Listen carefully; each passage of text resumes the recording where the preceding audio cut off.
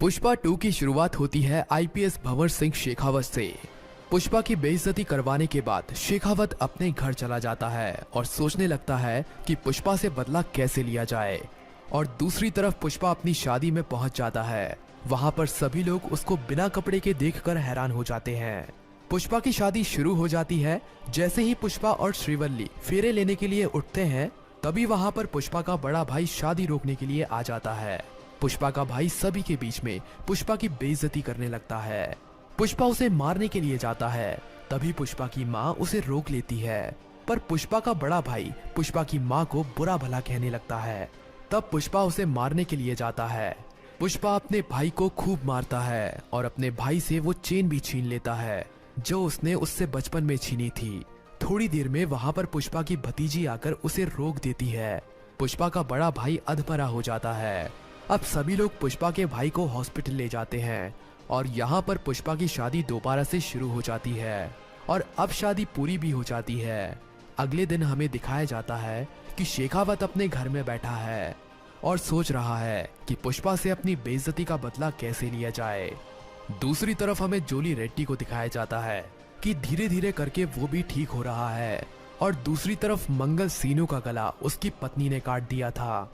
वो भी बेड पर पड़ा है और उसकी पत्नी और वो भी सोच रहे हैं कि मंगल सीनू के साले की मौत का बदला पुष्पा से कैसे लिया जाए। शेखावत पुष्पा के सभी दुश्मनों को इकट्ठा करने के लिए पुष्पा का बैकग्राउंड जानने लगता है। शेखावत को पता चल जाता है कि पुष्पा के कई दुश्मन हैं। शेखावत जानता था कि पुष्पा अब काफी बड़ा आदमी बन चुका है।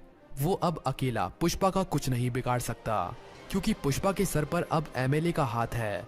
इसीलिए शेखावत पुष्पा के सभी दुश्मनों को इकट्ठा करने में लग जाता है। एक एक करके शेखावत मंगल सीनू और जोली रेड्डी को अपने साथ मिला लेता है।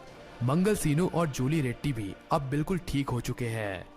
दूसरी तरफ एमएलए के साथ मिलकर पुष्पा अपना साम्राज्य दूर दूर तक फैलाने लगता है।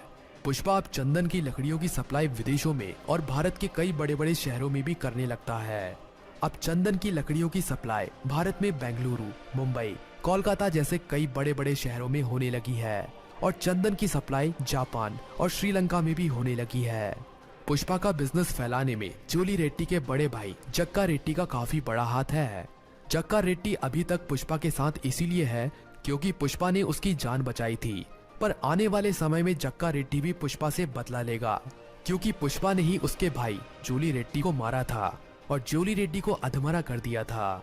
अब शेखावत, मंगल सीनू और जोली रेड्डी पुष्पा को मारने का प्लान बनाने के लिए एक मीटिंग रखते हैं।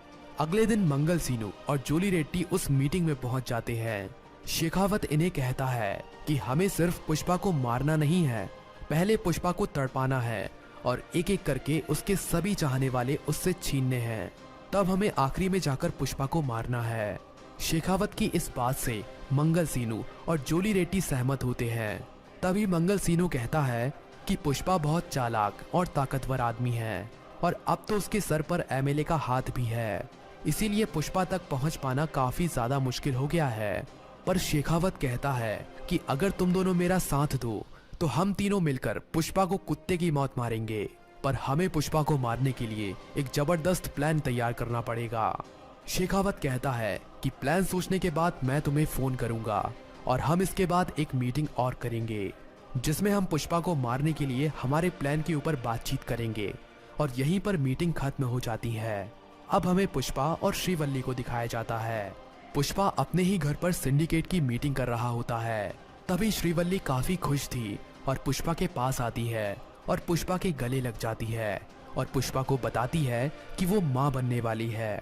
पुष्पा ये सुनकर काफी खुश होता है। पुष्पा एक काफी बड़ी पार्टी का ऐलान कर देता है।